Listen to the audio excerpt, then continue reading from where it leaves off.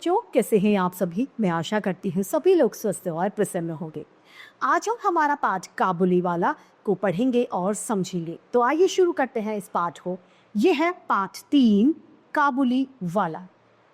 आइए इस कहानी को शुरू करें। कभी कभी हमें जीवन में कुछ ऐसे लोग मिल जाते हैं जो अपनों से ज्यादा हमें अच्छे लगने पड़ते हैं। उसी की आधार पर ये कहानी आधारित है। मेरी 5 वर्ष की लड़की मिनी से घड़ी भर भी बोले बिना नहीं रह जाता, यानी 1 मिनट के लिए वो चुप नहीं रहती है।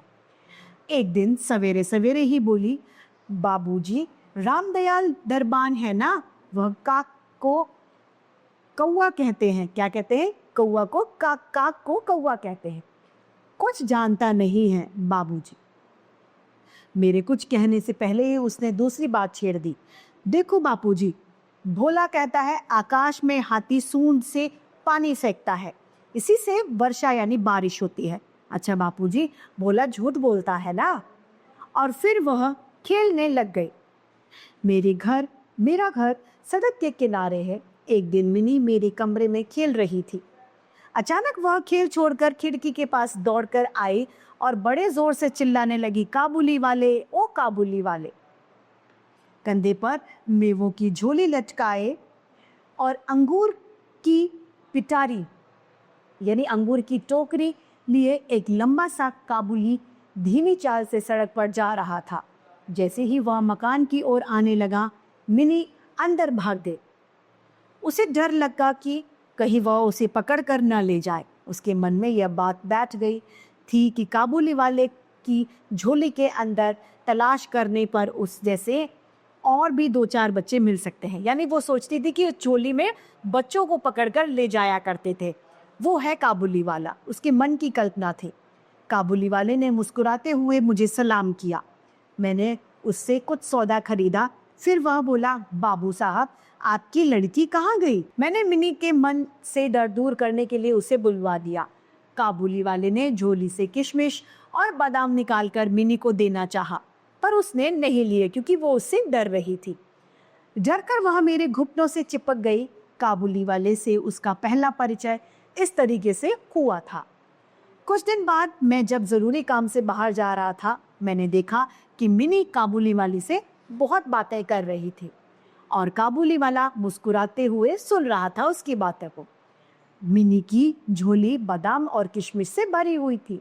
मैं काबुली को अठन्नी देते हुए मैंने कहा, इसे यह सब क्यों दे दिया? अब मत देना। फिर मैं बाहर चला गया। जब मैं घर लौटा तो मैंने देखा कि मिनी की माँ काबुली से अठन्नी लेने के कारण उस पर खूब गुस्सा हो रही थी। काबुली प्रतिदिन आता था। उसने किशमिश बादाम देकर मिनी के छोटे से मन में काफ़ी अधिकार यानी काफ़ी हक अपना जमा लिया था। बच्चे बड़े खुश होते हैं कोई उनसे प्यार से बात करे, तो ये काबुली वाला भी इस तरीके से उसे बहुत ज़्यादा खुश रखता था। दोनों में बहुत बातें होती थी और खूब हंसते थे। रहमत काबुली को देखते ही मेरी लड़की हंसती और पूछती, काबुली वाले, ओ काबुली वाले, तुम्हारी झोली में क्या है? रहमत हंसता हुआ कहता, हाथी। फिर वह मिनी से कहता, तुम ससुराल कब जाओगी? इस बात पर उल्टे रहमत से पूछती, तुम ससुराल कब जाओगे?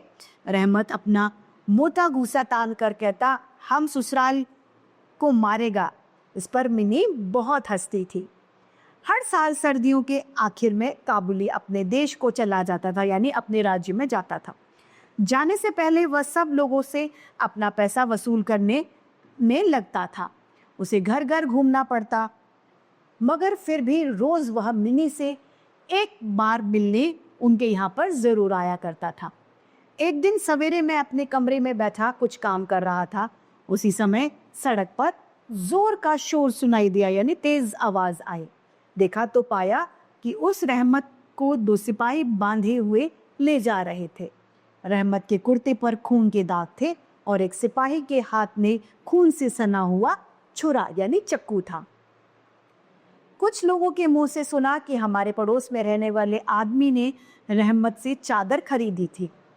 उसने कुछ रुपए उस पर बाकी थे जिसे वो देने से इनकार यानी मना कर रहा था। इसी बात पर दोनों पक्षों में बात बिगड़ गई और काबुली वाले ने उसे छुरा मार दिया। इतने में काबुली वाले कहते हुए मिनी घर से निकल गई। रहमत का चेहरा एक पल में उसके लिए खिल उठा। मिनी ने आते ही उससे पूछा, तुम ससुराल कब जाओगे? रहमत ने हंसकर कहा, हाँ वही तो जा रहा हूँ। रहमत को लगा कि मिनी उसके उत्तर से खुश होगी। तब उसने गुस्सा दिखाकर कहा, ससुर को मारता पर क्या करूं, हाथ बंधे हुए थे। चोरा चलाने के अपराध में रहमत को कई साल की सजा हो गई। काबुली का ख्याल धीरे धीरे मेरे मन से बिल्कुल उतर गया और मिनी भी उस काबुली वाले को अब भूल गई थी। कई साल बीत गए। आज मेरी मिनी का विवाह यानी शादी है। लोग आ जा रहे थे। मैं अपने कमरे में बैठा हुआ खर्च का हिसाब यानी पैसे का लेन देन का हिसाब कर रहा था। इतने में रहमत सलाम करके एक और खड़ा हो गया। पहले तो मैं उसे पहचान नहीं सका। उसके पास न झोली थे और न पहले जैसी उसके पास अब खुशी थी। आखिर में उसकी ओर ध्यान से देखकर पहचाना कि यह रहमत है। मैंने पूछा, क्यों रहमत, तुम कब आए? कल ही शाम को जेल से छूटा हूँ, उसने ये जवाब दिया। मैंने उससे कहा, आज हमारे घर एक ज़रूरी काम है, मैं उसमें लगा हूँ, आज तुम जाओ फिर आना। वह उदास होकर जाने लगा। दरवाजे के पास रुककर बोला, जरे बच्ची को नहीं देख सकता? शायद उसे यही विश्वास था कि मिनी अब भी बच्ची ही है। पहले की तरह काबुली वाले चिल्लाती दौड़ती हुई आएगी। उन दोनों की उस पुरानी हंसी बातचीत में किसी तरह की रुकावट न होगी। मैंने कहा, आज घर में बहुत काम है, आज उससे मिलना न हो सकेगा। वह कुछ उदास हो गया और सलाम करके दरवाजे के पास चला गया। मैं सोच रहा था कि उसे वापस बुलाऊं। इतने में वह स्वयं खुद लौट आया और बोला, थोड़ा सा मेवा बच्ची के लिए लाया था, उसे दे दीजिएगा। मैंने उसे पैसे देने चाहे पर उसने कहा, आपकी बहुत मेहरबानी है बाबू साहब, पैसे रहने दीजिए। फिर ज़रा ठहर कर बोला, आपकी जैसी मेरी भी एक छोटी बेटी है, मैं उसको याद कर करके अपनी बच्चे के लिए थोड़ा सा मेवा ले आया हूँ। मैं यहाँ सौदा बेचने यानी सामान बेचने के लिए नहीं आया। उसने अपने कुर्ते की जेब में हाथ डालकर कागज़ का एक टुकड़ा निकाला। देखा कि कागज़ पर छोटे छोटे से पंजे की छाप है। हाथ में थोड़ी सी कालिक लगाकर कागज़ पर उसकी छाप भी है।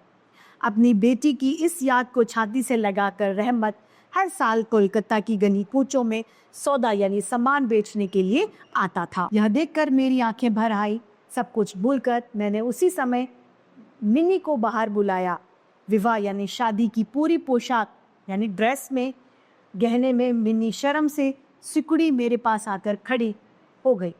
उसे देखकर रहमत काबुली वाले पहले तो सकपका गया।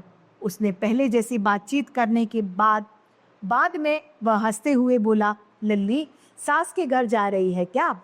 मिनी अब सास का अर्थ समझती थी। मारे शर्म की उसका मुंह लाल हो उठा। मिनी के चले जाने पर रहमत एक गहरी सांस भरकर वहीं ज़मीन पर बैठ गया। उसकी समझ में एक बात एकाएक स्पष्ट हो उठी कि उसकी बेटी भी इतने दिन में बड़ी हो गई होगी। इन 8 सालों में उसका क्या हुआ होगा कौन जाने। वही उसकी याद में वो खो गया। मैंने कुछ रुपए निकालकर उसके हाथ में दिए और कहा, रहमत तुम अपनी बेटी के पास चले जाओ। इस पाठ के रचयिता है रविंद्रनाथ टैगोर। तो इसी के साथ हमारा ये पाठ समाप्त होता है। मैं उम्मीद करती हूँ सभी को ये पाठ भली भांति रूप से समझ में आया होगा। आज के लिए इतना ही, फिर मिलते हैं। धन्यवाद।